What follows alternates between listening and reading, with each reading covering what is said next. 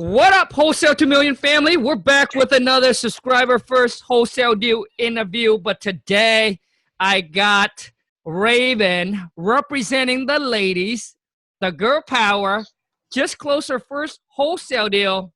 You guys won't believe it, man. Give me the drum roll, please.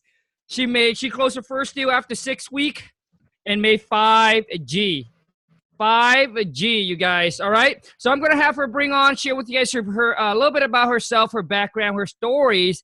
And then I'll let her take over and lead into her first wholesale deal. And the reason why we do this, you guys, is to help inspire, motivate you, letting you know that regular people like you and I, we're out there, we're hustling, and we're closing deals and making money from wholesaling each and every single day. So you need to jump in, get rocking and rolling, and stop sitting on the sideline watching all of us making the money, and you're not. So put your hand together, put your thumb together, and throughout this interview, all I ask from you is if you find any value and you like me to continue doing this kind of interview because you like it, then smash the thumbs up and let me know. And for those of you who have the guts to smash the thumbs down because you don't find any value, drop me a comment below and tell me why. If you have the balls to do it, then you can tell me why that is, all right? So you guys help me welcome Rayvin from Louisiana. Rayvin, happy Thursday. It's not my internet. I promise it's not my internet. Rayvin, can you hear me? Oh, boy. Here we go. Everybody's going to say and comment, it's Khang internet, but I promise I don't think it's my internet. Rayvin, is it your internet? This will not be edited out. It will still be on, you guys. It will still be on. Man, the lighting is not actually good today. So let me see here. What's going on with the lighting? Oh, shoot. Okay, we lost Rayvin, but hold on. I'm going to try to. Oh, it's raining where I'm at, man. It's raining where I'm at. Maybe I turn off this lights. Oh, yes, much better. Okay. Let me maybe this lights needs to be on. Yes, okay, I'm going to try to steal some time while Rayvin is going to try to jump back on again, and I promise you it's not my internet. But those of you who are new to the channel, if you haven't subscribed, listen to me, man. There's the subscribe button. Smash it. Turn on the bell notification so when I upload a new video, you get notified and you get to jump on live when I do go. Rayvin, you're back. Oh, boy, Rayvin. Rayvin? Can you hear me? Now I can. Let me see. Let me go grab the Wi-Fi. Okay, no problem. Okay, I'm going to try. Oh, man, this is interesting. Okay, so for those of you who are new to the channel, this channel is all about me sharing with you guys everything that I have learned, everything that I will be learning. I'll bring it to the channel. All right, to share with you so you can you can pretty much take the information, go out, duplicate, execute, and create your own success. If you haven't followed me on Instagram, hit me up on there. Go to Khang, Khang dot like a period, a WTM. All right, Rayvin. Okay, the internet is perfect. It's good. I'll let you take over, Rayvin. Everybody wants to know a little bit about your background. And then leading into your first wholesale deal. Okay, well, as of now, we're a mother and a wife. I kind of grew up with a silver spoon in my mouth. My mom was well off as a single mother. She owns her own house. She has her own RV. She put me in tumbling, piano. I just had the world. Wanted to maintain.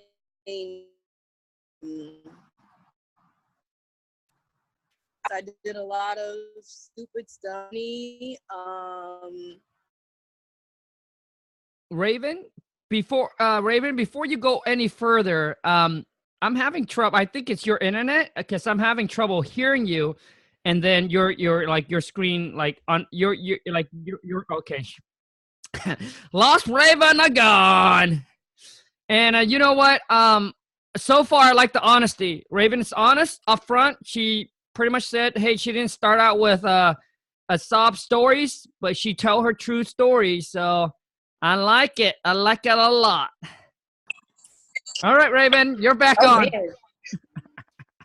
You know what? This is the first time that it is not my fault and it is Ah, somebody else's fault.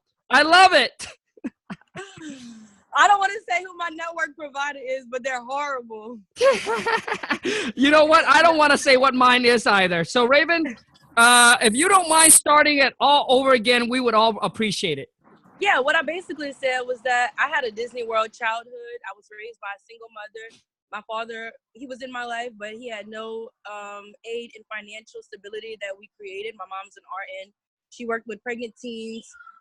She put me in several different extracurricular activities to find my talent. Like Gary Vee says, taste some shit.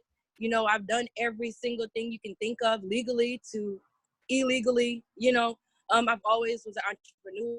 Where I knew that I wanted to work for myself. I just didn't have the formula or the specialized knowledge to do so. So, yeah, I basically wanted, instead of having a struggle story, I have a story that wants to maintain the lifestyle that my mother has set up for me. I've always had the best of the best quality. It doesn't have to be name brand, but I had a very high quality of life. And I wanted to maintain that myself. And I feel like I won the lottery. Hey, Rayvin, first of all, I do want to say that I do want to say that thank you so much, for being upfront, being honest. It's just telling the truth and the real story of who you are and where you are started. So and I respect that, definitely. Go ahead, Rayvin. Yeah, so I'm a mother, a wife. I'm a mother of 2 toddlers, 1 year old. That's my little girl, and my 3-year-old is my son. I have 4 bonus kids.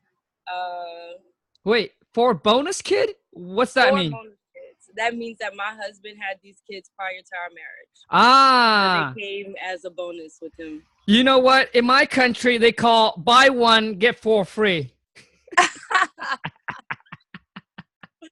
Yes. I was deemed infertile for 5 years of my adult life. And I thought that I could not produce children myself. Until I'm very, spiritual, until I divinely told God that I forgive myself for feeling this way and that I would be a mother to these 4 children, even if I can't have my own. The next day that I said that prayer, I found out I was pregnant. Wow. Wow. Well, congrats, Rayvin. Yes. Congrats. That's Yes. awesome. Wow. Yes. Okay. Yes. So that's who I do it for. In between doing that deal within 6 weeks. Now, when I say 6 weeks, that means the day that I discovered what wholesaling was. I had no prior knowledge. So the first day that I found out what it was, I found the property the same day. That was my husband's birthday on April 16th. Oh, wow. Okay. Yeah. Yeah. The moment I found out what it was, that's when I hit the ground running. And in between time, I wrote a whole book. You wrote a book? I wrote a book. What is it? With it's called The Last Self-Help Book You Will Ever Read, so you can finally get your shit together. I love it. And I know we got to get a little off topic here, but what's the book about? Like your life stories up to today or what? Book, okay, so when I say get your shit together, it's something that we hear culturally from our family members who don't mind telling us the truth. But what they mean is, well, what I interpret it as, my shit is the experience that I've had in the past, whether they were great or horrible. So you take all these experiences and you grab them together in a pile and you figure out what to do with them to make your life better. You don't have to be a victim, you don't have to be the person that had the first million in their family, you just use that as leverage to become your purposeful being, So yeah. I love it, Rayvin. Gotcha. Thank you. Gotcha. Love it. And for maybe for those that wants to grab it, where can they get the book? They can get it on Amazon. You can actually go to braveblackbird.com and it'll take you straight there. You got it. Done. Okay. braveblackbird.com. You got it. Now, Rayvin, I want to ask you is that when did you actually discover wholesaling? So I was with a company selling sanitary napkins for women. Okay. Okay, and this sanitary napkin shortens periods, it lightens bleeding, it stops cramps. It's like Tylenol in a pad, okay? So when I discovered that, I was all in. So that was the first time I ever joined an MLM company. And what I did was build relationships with people. And these people would come introduce to me several things. There was this woman who mentored me. She met my family and everything. We got really close. And I just was checking in on her one day. And I said, "What are you doing?" She said, "I'm doing real estate." She said, "Have you heard of wholesale real estate?" She was like, so I said, "Well, I've been wanting to get my real estate agent license and go to school for that or whatever." She said, "You don't need school. You just need an LLC." That day was my husband's birthday.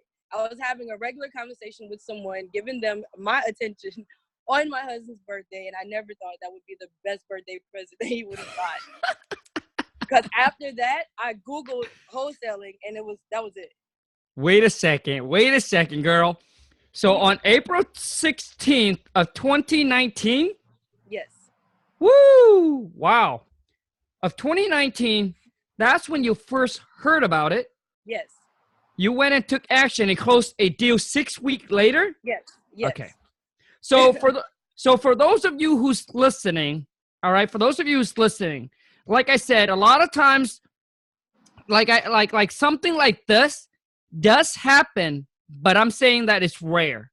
All right, where people close. I've heard people went and start wholesaling and then they close within the next 30 days, 15 days. I'm like, it could happen, but it's rare.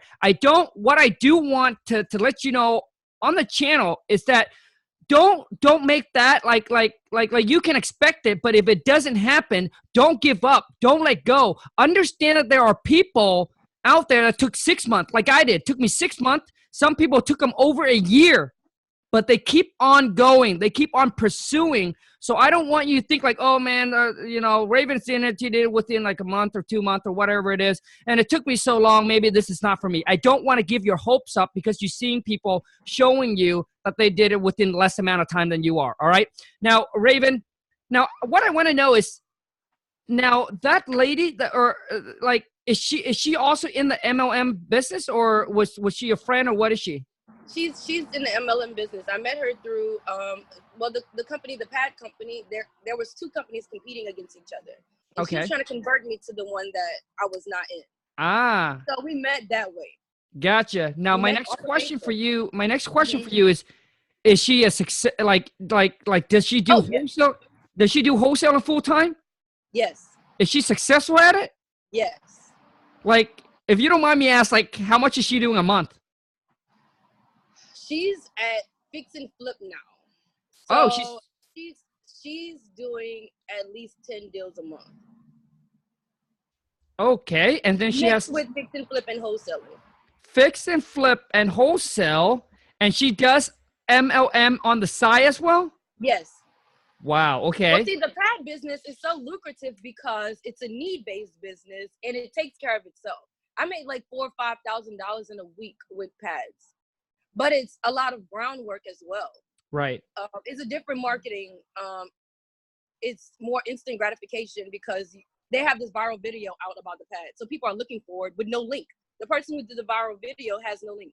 So I would go in the comments and funnel myself to these customers, and it's like, yeah, I've never seen nothing sell so fast. Maybe cigarettes, but yeah.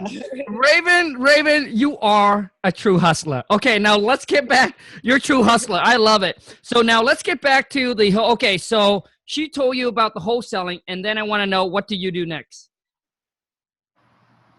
Do next after wholesaling? No. Like, so you met her. So she came to the husband's birthday, mentioned wholesaling. So tell me the whole story. What happened after that? I'm very interested. So what happened next was I found this. Well, see, this guy was always in the back of my head when it came to real estate. He's a local guy and he's on Facebook. So he's, I had no clue that he was wholesaling. But I I messaged him and I said, I need help with wholesaling. No, I need help with real estate. I have a question. I wanted to know if I just needed an LLC. Because if I just needed an LLC, I was going to do it now and wait to get my LLC once I got my deal under contract. So he said, no, yeah, she's right. It's called wholesaling. I said, well, do you mind mentoring me? It was not even a mentorship because all I did was, okay, hey, after I get the house under contract, what do I do? I was calling him for steps, not necessarily to tell me what it was. Maxwell and Brian told me what to do, basically what it was. But as far as being local, I said, hey, can you come out to this property? I have an appointment. Can you check it out? Because I don't know what to look for. I don't know anything about a house. I'm like, I don't know what to look for. He's like, okay, the foundation, you can tell from this. And, basically just guiding me as I just went around the learning curve really quick. Like, I don't know. So it was O'Neill Parker that I asked to mentor me. And he was like, okay. I never called him until I got a house. I'm like, okay, I have this house. What do I do? What price does it need to be at? Like little things to just get me moving so I can continue to take action. And Gotcha. All right. Well, those of you who's listening, I also want to clear this up, is that you don't even need an LLC to start. You don't need a company name. You don't need a business identity. You don't need a business license. You don't need any of that to start. Let me say this, Khang. What? My LLC is still lingering in limbo at the state's office before I closed my deal. So I closed the deal faster than the LLC even went through, and I paid for it. So those of you who is listening to me, listen up.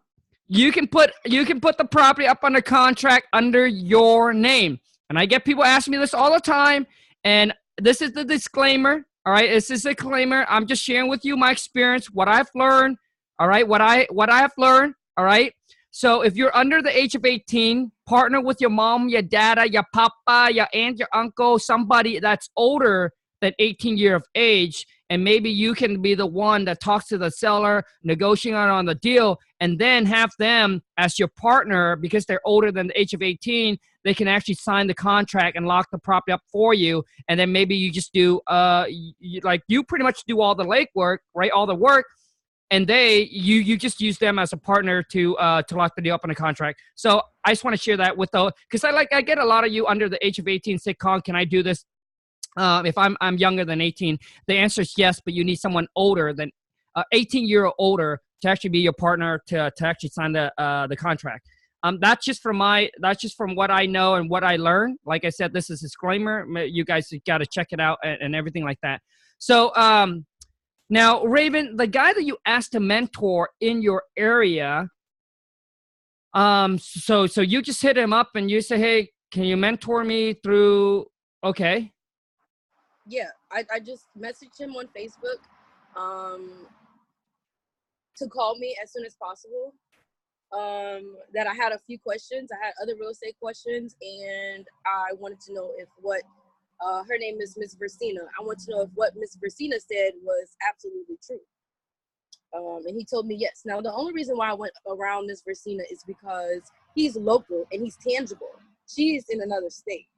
So I felt like I just needed a rope to hang on so I didn't fall, but I'm still going to jump. You know what I mean? Sure. Just something to hold on to. So someone local is really necessary versus virtually connecting with other people that has other things to do.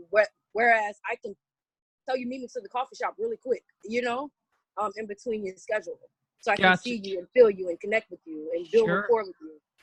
Gotcha. Yeah. Now, Rayvin, it doesn't sound like he charged you any money. Like, did he charge you to mentor you through the deal? No. What I agreed to do as the deal was moving forward, I promised him that I would JV that deal with him. Ah, okay. Out of my own heart, but he did not ask me for anything. Gotcha. Okay.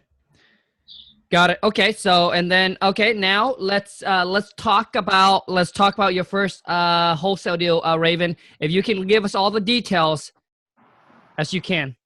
Okay. So I was driving for dollars. and I seen a for rent sign. And the for rent sign had been there for a while. So I asked the seller if he was considering, so I didn't have to skip trace, of course, because the for rent sign had the number on it. I asked the seller if he was considering selling instead of renting, and he said yes. So he gave me the price. The house had been on the market for about 3 years for sale.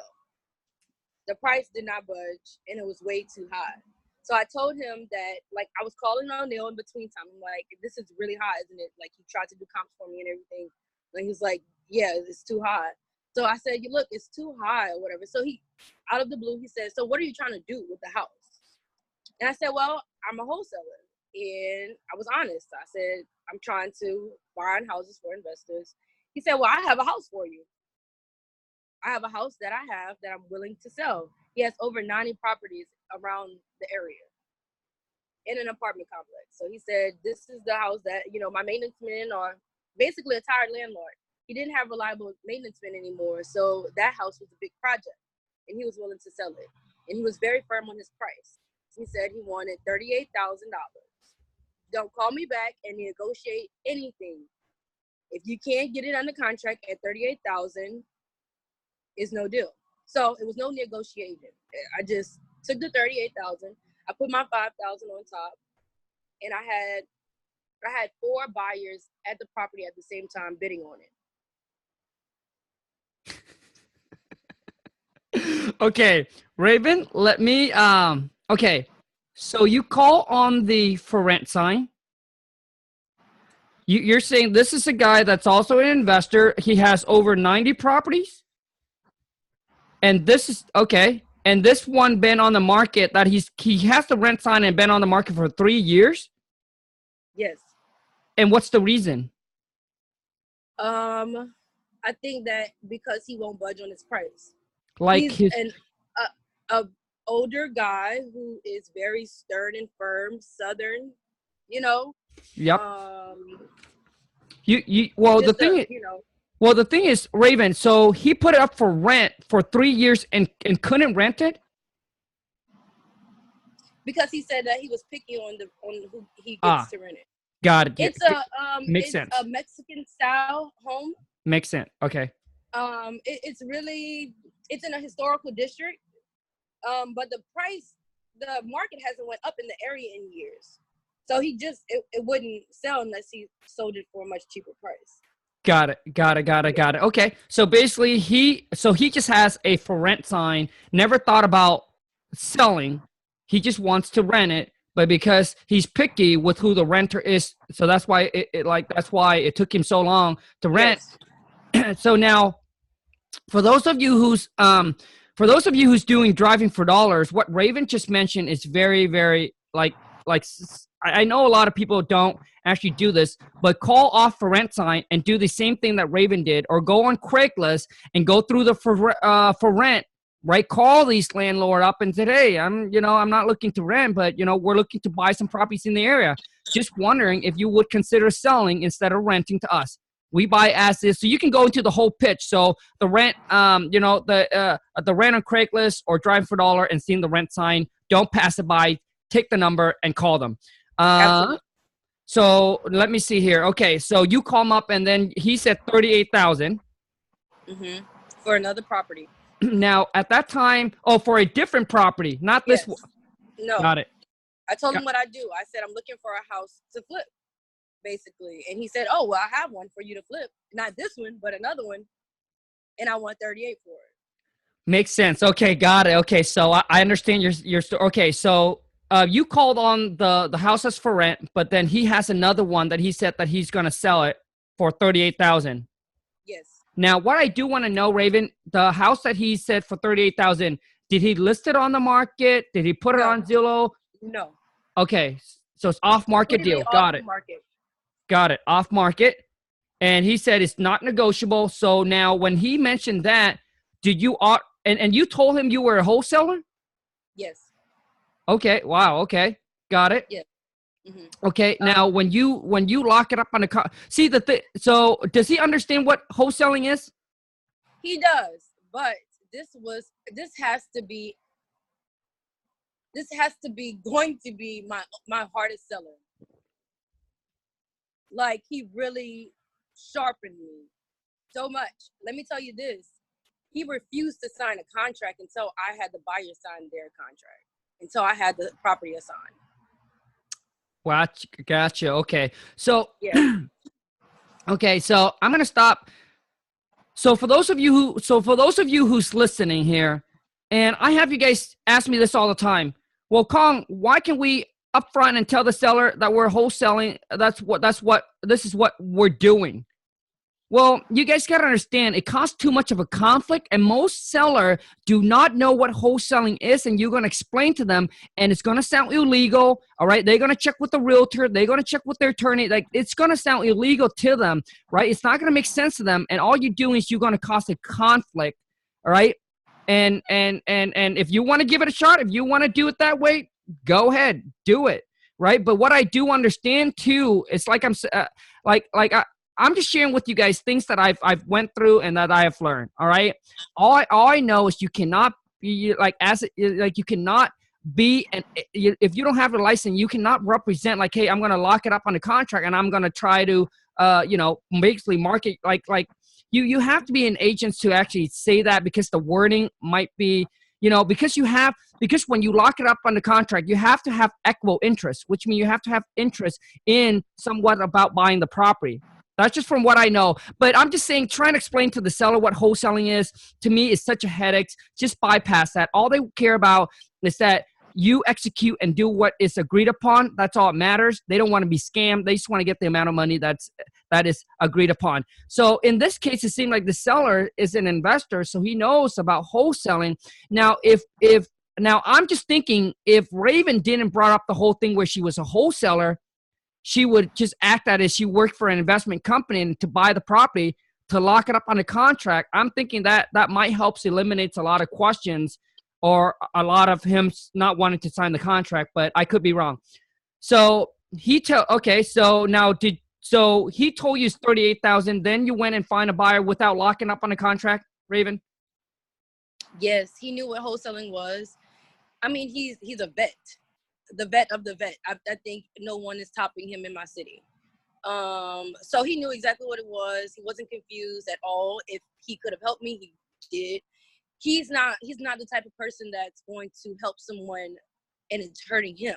So he said, I know investors who want to buy this property, but I'm going to give you a chance. I'm not tying my hands up by signing a contract. So he said, if you can sell it, you can have it. But if not, I'm fine keeping it, and I can find someone else to buy it, So he could have acted as his own wholesaler, technically, Gotcha. He just gave that to me to help me out, and that's what it was about. It was about the networking and relationship building, to where I was honest, upfront, and transparent. Hey, look, I'm a wholesaler. I've never did a deal before.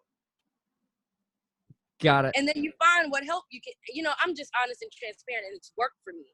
Some people have lied and it didn't work for them. They've seen the consequences and repercussions of their actions, not knowing that it was their actions and not the lie that they told, So I'm fine with the consequences. If I got arrested or subpoenaed for not signing the contract, then that was the consequence. But I was betting on myself and I won. Gotcha. I bet Okay. on myself, Sure. Okay. Gotcha. So he told you it was 38. And now, how did you know the ARV or anything like that, Rayvin? Or do you know the ARV? Do you know what? Yes. I know the neighborhood very well. Okay. I did my own comps. Yeah. I Okay. see the work. I went look inside and everything. Took Gotcha. pictures, Okay. had free estimates. Yeah. So what's the ARV on the property? 70,000. Okay, 70,000. And do you know the repair? Well, the buyer had different ideas of a repair. Okay. So I put that out of my mind after she got it under contract. The whole house needs a floor plan modification. So that's pretty hard. If I was to fix it up as it was, it would have been about $8,000 just to keep it like it was. But it's not functional. You understand? The house had a kitchen in a room like it was a break room. Okay, so now, You know, like it was almost like a law office before it was a house, and then someone lived in it, and then it got vacant. Yeah, so she's gonna spend about $20,000 on the house. okay, so the rehab is about 20,000. Okay, Yeah. and how many bedroom and bathroom is the house? 4-bedroom, 2-bath. It's 4 bed, 2 bath. Do you know roughly the square footage or the square footage? 1,800 square feet. Got it. And you're saying that this house need a complete rehab? Yeah. I mean, Gotcha. it can, you know, it just depends on how do you want the house to function, because it's infunctionable on the average house. It's more like an office, but she's using it as a house. Like, she wants to turn it into a duplex, you know? It has that much potential. Okay, so it's also zoned for multifamily? Yes. Okay, so she can turn into a duplex. Okay. Yeah. Okay, so 4 bedroom, 2 bath, 1,800 square feet. Now it needs a complete rehab. Now in this area, or let's talk about the buyer, Raven. Okay, go ahead. Is the buyer is her plan to fix it up and keep it as a rental, or to flip Yeah. it? No, Keep it as a to keep rental. it as a buy and hold. Yeah. Got it. And you guys, the reason why I asked this question is when you buy the property to fix and flip it, which means the repair, like the rehab, is going to be different. You don't need all the bell and whistle, which means it doesn't need to have granite countertops, stainless steel appliances, tile bathroom, shower. It just needs the basic, right? A decent basic, and you can rent it out. So the rehab is gonna, the rehab cost is gonna be different. Because to me, a 4 bedroom, 2 bath, 1,800 square feet, to completely redone with all the bell and whistle, I'm thinking it's going to be at least $60K, because this one needs a complete rehab. I'm just, like around 60,000. But the buyer came in and said the rehab is probably going to be around 20. So she's going to turn into a duplex and keep it as a rental. Now, let me see here. Okay, now let's talk about how do you found the buyer, Raven? Oh, this is a good one. This is my favorite one. Everyone needs to listen, okay? There are family members who most likely, the majority of your family members, have horrible credit and is renting right now. Ask them for their landlord's number. Okay. I got my sister's landlord's number. And I called her and I told her, hey, I'm Dana's sister. I'm a real estate investor. I have a property that I think you'd be interested in. Okay, keep going. Yeah. Yeah, that is a cool hack trick. Okay, keep going. I also had my sister used to live in her sister's baby's father rental property. So I called him. The guy across the street from me invests in houses because I remember looking for a rent house. I called him. See, when you're looking for rent houses, you build a list because you want to move quickly. Keep those numbers, because I have all those numbers from when I wanted to rent a house. I added all of them to my buyers list. Yeah. Okay. Yep. Keep going. So I had those people. It was a mistake to put them in the house at the same time. Okay. Why? It was an honest mistake, but it was the best thing that I could have done. So I forwarded. Well, I talked to the buyer that actually bought the house the day before. The other 3 people, my sister's family, whatever, and 2 people, my mom's friend, son, he's invested in houses. Like I said, relationship building, networking. You don't have to go to Africa to find your buyer. So they're like, oh yeah, I want to see it. When can I see it? I'm like, well, I'm going there now. But I was going there now for the lady that I talked to that actually bought the house. So I said, I'm going there now. Meet me there. So I talked to my sister's family. I said, I'm going there now. You can meet me there. Like, because I just wanted to go one time. But I was like, oh my God, I got all these people coming at one time. I really didn't do it on purpose. But the lady that seen these guys looking at the house, she was like, oh no, I'm going to get my checkbook right now. Like, so what you want for it? She was like, Okay. I'll give you 32 right now. I said, well, no, because it'll cut into what I got the house for. So you can't do that. So that price is final. So she paid the top price. So I didn't she, want to be greedy. So I said okay. 5,000. Okay. So Raven, hold on a second. Let me see. You guys, you don't have to be good with math to do real estate, man. So the seller told you 38,000. You add on top 5. So that puts us at 43,000. Is that what you told the buyer? 43,000? Yes. Yes. Okay, got it. And then so the buyer end up doing the walkthrough on the property, and then end up paying full price for it, which is the 43,000. Got it. Okay. And all of your buyer came from you calling all the previous landlord of you and whoever else it is. Yep. Yep. Raven, boom. That's good hack for all of you guys that are watching. So be sure to smash a thumbs up because Raven just dropped some nuggets. So the buyer went through, did a walkthrough. Now the property, is it vacant? Is it rented? Is it It's like vacant. Oh, is it vacant right now? No, like at the time, is it vacant? Yes. Or is it rented? No, it was vacant.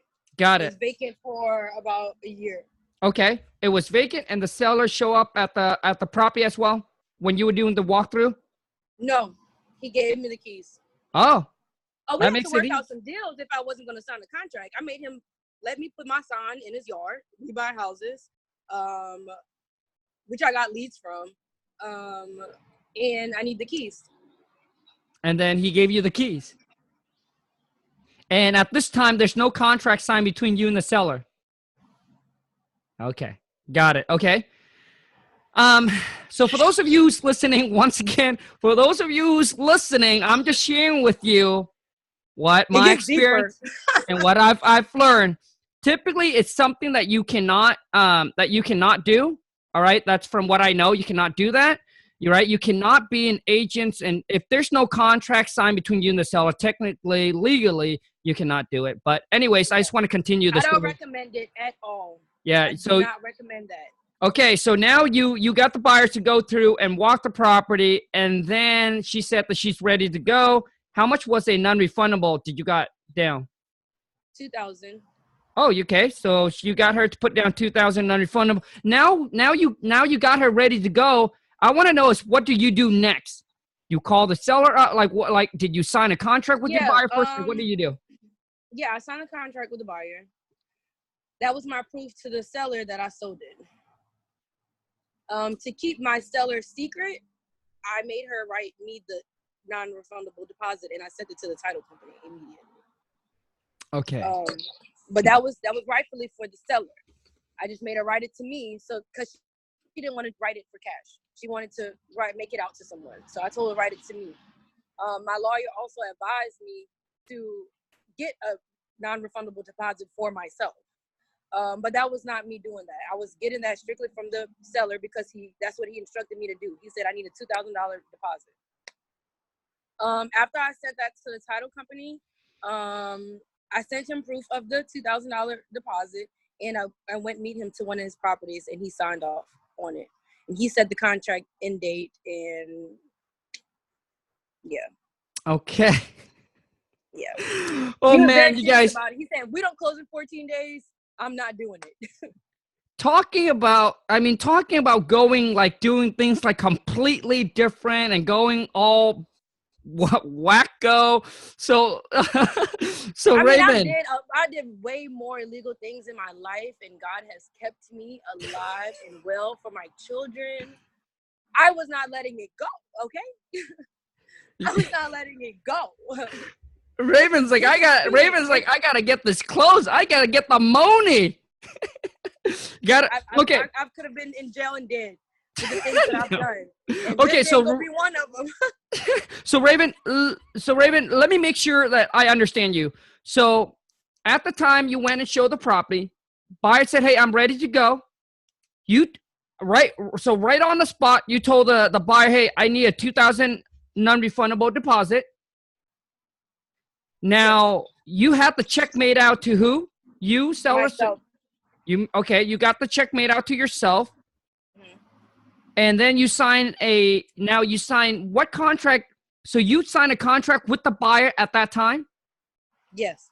An assignment contract or Yes. what? An assignment contract. Okay. An assignment contract. So you signed the assignment contract with the end buyer. Mm-hmm. She gave you the $2,000. She gave you the $2,000. Yes. And then you call the seller up and said, "Hey, look, I got the assignment contract. I got the $2,000 non-refundable deposit." And then you sign a contract with the seller. Yes. He wasn't answering for 2 days. I freaked out. I said, "Why isn't he answering? I sold the house. Oh, I need you to answer the phone." So I called O'Neal. I said, "O'Neal, he's not answering the phone." He said, "Don't worry, he's going to answer. If he doesn't answer, I know his address where he's at every day." But he finally called me back. He said something was wrong with his phone. I freaked out. That was the longest 2 days of my life. Oh man. Yeah. Rayvin, when I first started, I made a bunch of mistakes too. I did a lot of things that, yeah. So I understand exactly where you're coming from. I just want those of you that are listening, that are you starting out, I want you guys to understand, I want you guys to understand and make sure that, make sure you know the process of how to do this. This is like Rayvin did it all. I mean, she closed on it, made it happen, and I'm, proud of her for hustling and just making it happen. But you guys got to understand, you need to get a contract between you and the seller so it allows you to legally do what you need to do as a wholesaler. Okay, so the buyer came in, and then it was 14-day closing. Yeah, it was 14-day closing. Okay, and then now in Louisiana, is it an attorney state or a title company, Rayvin? Title. Okay, so you close it with the title company. Yes. Got it. Okay, done. 14 days, and then you made 14 days, 5,000 on the deal. So she started a process of trying to get financing. Mm-hmm. And that it didn't go through before the deadline. So she just ended up paying cash anyway. Gotcha. Okay, so she was gotcha. So she was gonna do like a private or hard money, right? To close on it, but it didn't go through. Yeah, it didn't go through in time. Gotcha. Okay. Got it. So she bought it for 43,000. You said the ARV for a single family home is 70,000. Now, if she turned into a duplex, what would it be? Or I guess what can like does she share with you, or do you know like what can she potentially get in rent? See, that was a discrepancy. I got scared a lot of times because she almost backed out twice. And also she tried to get financed, and so I knew that was going to supersede the date for the contract. But she thought that the house was so big she would have to charge $1,200 in rent for her to rent it out. Like, I mean, it's a 4-bed, 2-bath. That's really huge in the area. Okay. Especially where, big families is in high demand. But I told her, why don't you just Section 8 it, She can do so much with it. It's really endless. Gotcha. Okay. Gotcha. So so she was going to rent the house out for about roughly about $1,200 in rent per month, right? Okay, gotcha. Okay, so you guys, let me break this down for you so you understand. Like I said, there's different type of buyers out there. You just gotta keep growing your network of buyers, right? The one hack that Rayvin just shared with you. All buyers look at things differently. If a buyers that looks at this to fix and flip, right? You take 70,000 minus 30%. They got to be in at 49,000 minus the 20,000 in repair. If they were to flip it, I promise you, it's going to cost more than 20,000.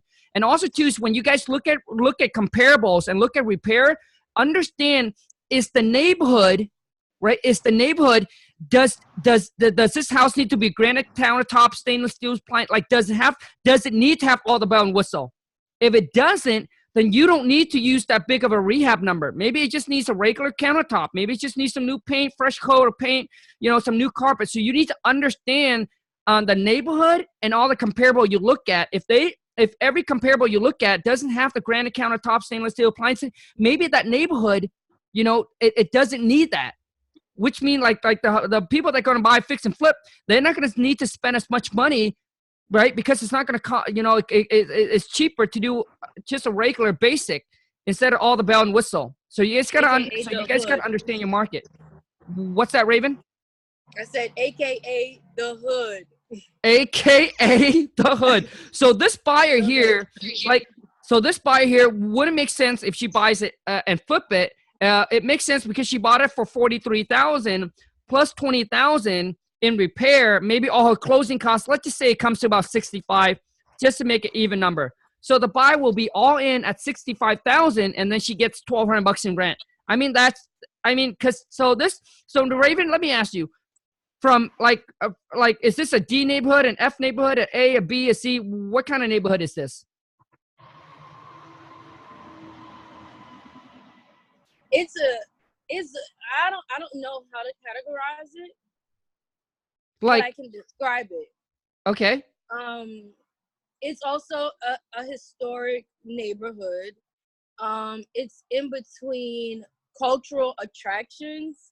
And there's also white businesses that feel comfortable doing business there. Okay, so it's not like and really in the hood. It's a medium crime area. You know what I mean? Like, got it. They feel safe enough to come, and they feel not safe enough to sit there and make a family home there. You know? Gotcha. Okay. So basically, mostly would be a rental area. So it's kind of a C. Okay. Mostly rental. Like everything around there is kind of a rental. Not really somebody has a family and move in and actually stay there. Like I said, like an office, you know? Got it. Okay. So for this buyer, all in at $65,000, getting $1,200 in rent for that area, maybe that makes sense for her. Like in my area, so I just want to give you guys a quick comparison. In my area, what we do when we buy rental property is the 1% rule. So if I'm all in on this property for 65, if I'm all in on this property for 65,000, all I need is if I get $650 in rent, I'll buy it all day. That's in my area. So it's different in every different area. So in our area, there's no, you're not going to buy any property for 65,000, right?